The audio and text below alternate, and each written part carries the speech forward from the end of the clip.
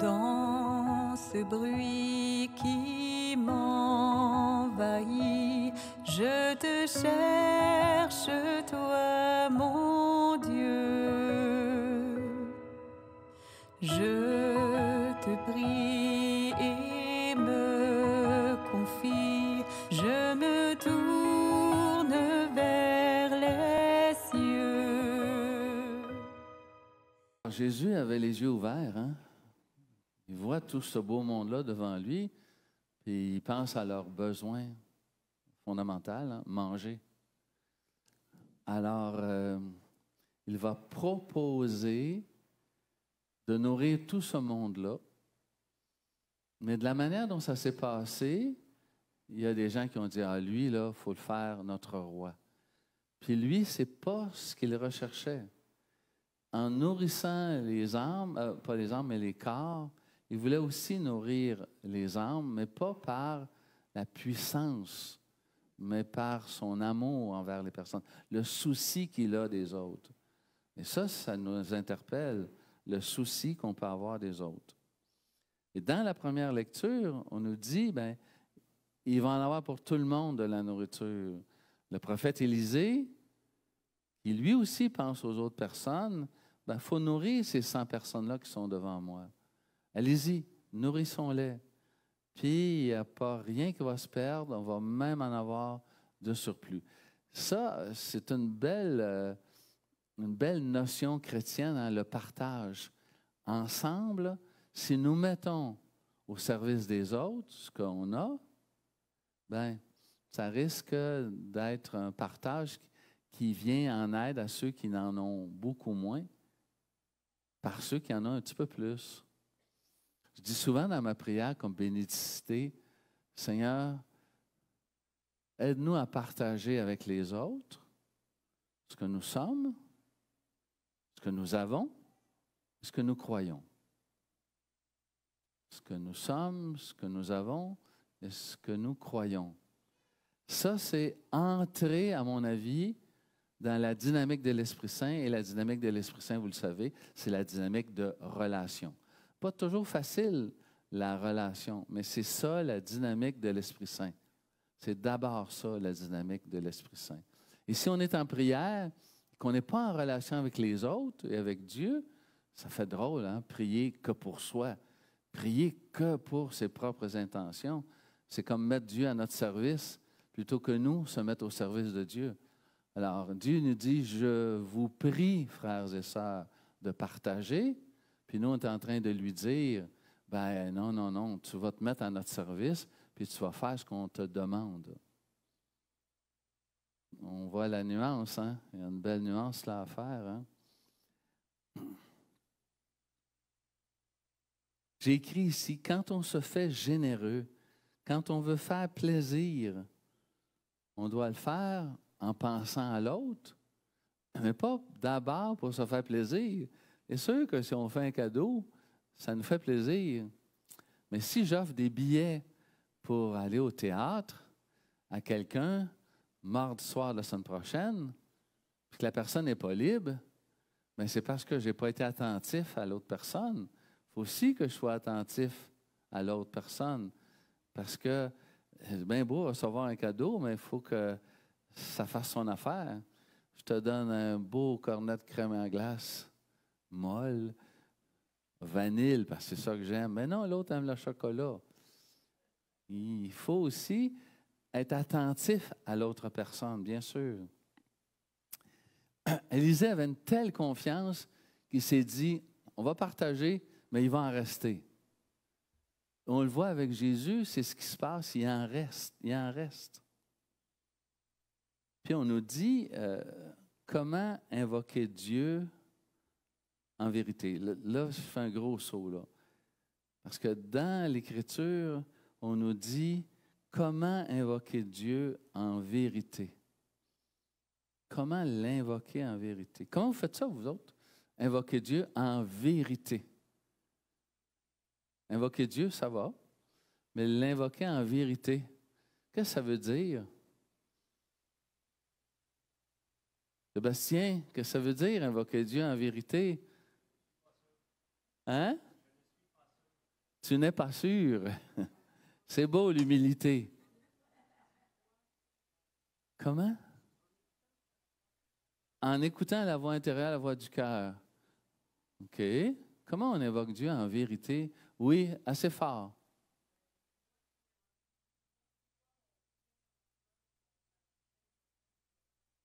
Sentiments et émotions doivent y passer dans ta prière. Tu es authentique. Les jeunes au Québec, ils disent quoi? Il ne faut pas être fauné. Il faut être authentique. Hein? Ben, c'est peut-être ça aussi, être authentique dans ma prière. Je ne sais pas exactement comment te prier. Mes prières ne finissent pas toujours si c'est ta volonté. Je ne te mets pas à mon service, Seigneur, là. Je veux juste que ce soit une prière qui émane de toi dans mon cœur, que ça fasse ta volonté. Oui, Raoul. Alors, comment? OK. OK. Ça, c'était dans ma génération.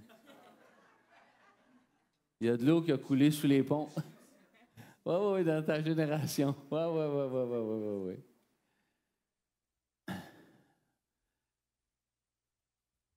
Priez en vérité. Et dans la lettre de Paul, Paul nous dit, faut aussi qu'on soit, on est appelé, ça va, tout le monde est d'accord, mais on est appelé à une seule espérance. Quelle est cette espérance-là? On est appelé à une seule espérance, donc elle doit être commune à tout le monde, là. Une seule espérance. C'est quoi cette espérance-là auquel on est appelé? Avec Dieu. Toi, tu dis que c'est la vie éternelle.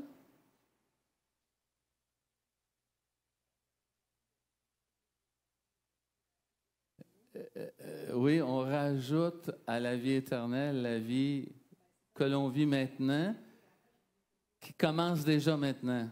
C'est ça, la vie éternelle qui débute ici et maintenant. Que Une seule espérance. Que le royaume de Dieu devienne une réalité aujourd'hui et à chaque jour. Aujourd'hui et chaque jour. Alors moi, j'ai donné ma petite réponse aussi.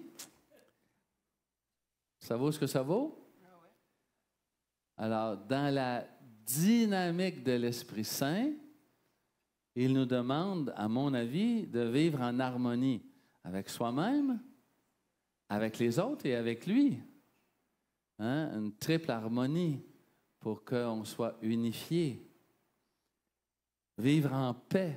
Il me semble que l'espérance que nous portons aussi dans le fait que nous désirons le règne de Dieu, le royaume de Dieu maintenant, ben, c'est de vivre en paix. Nous, ça va bien, on vit en paix.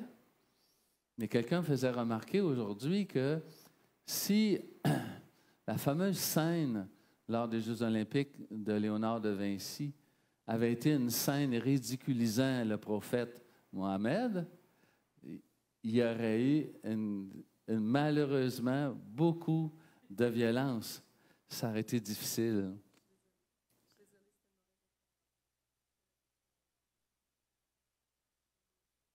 Ben pourquoi? Je ne comprends pas là. Oui, mais... Ouais, ben...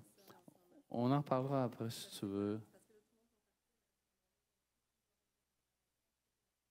Je t'écoute? Je t'écoute? C'est la scène de Léonard de Vinci? Oh, mais peu importe. Hein, il y a eu... Okay. Vas-y, parle.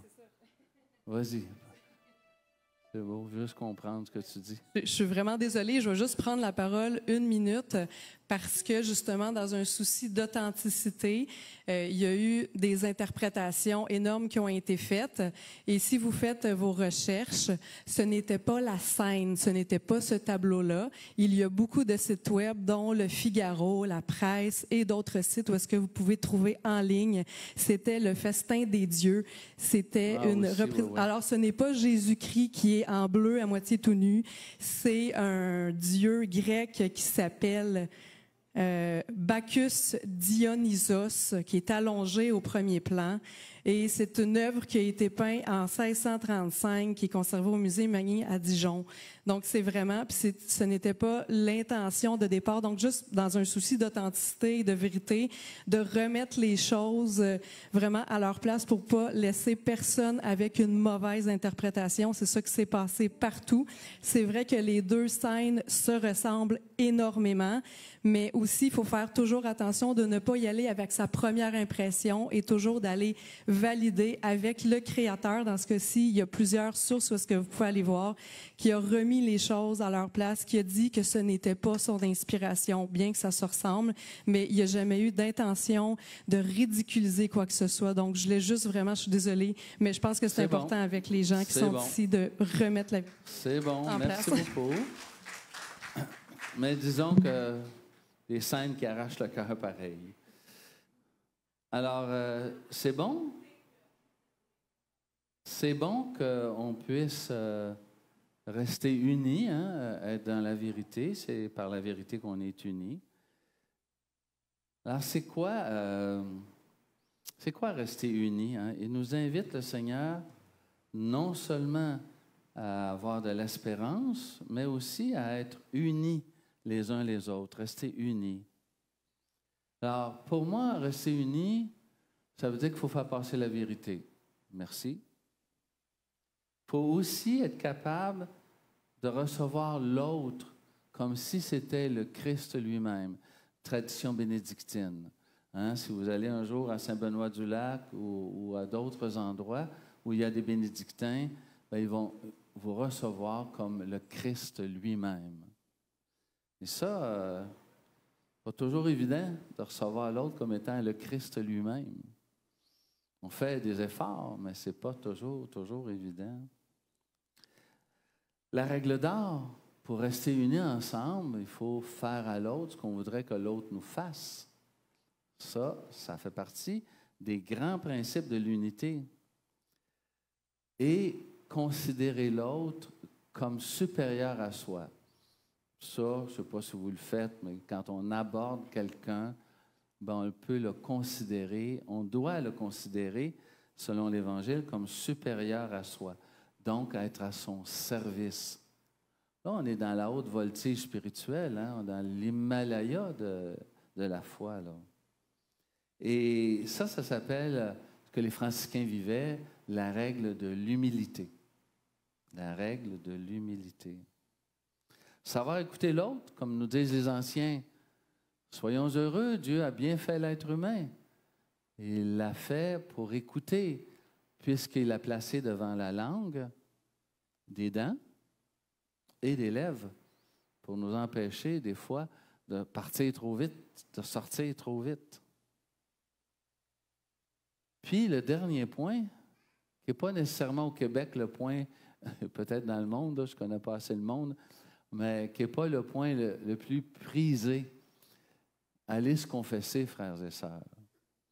Si vous ne venez pas voir votre curé, allez voir un autre prêtre, mais se confesser. Bien sûr à Dieu, mais aussi par le biais de l'Église, par le biais de la communauté que nous formons. Grand principe d'unité aussi. Je termine en vous demandant, qu'est-ce que vous faites, vous, comme chrétiens, chrétiennes, pour l'unité de votre famille?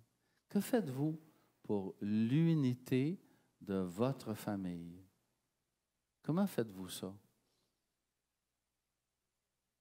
Pardon? En les aimant? En les aidant? En les écoutant? Aimer, aider, écouter. Trois beaux verbes. Aimer, aider, écouter. Les rassembler aussi. Oui. Les rassembler pour la fête, pour la joie de se retrouver ensemble, bien sûr. Oui, André.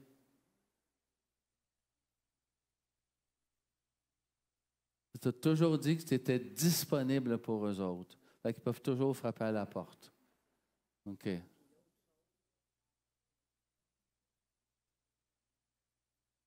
On fait des rencontres familiales pour l'entretenir. Richard?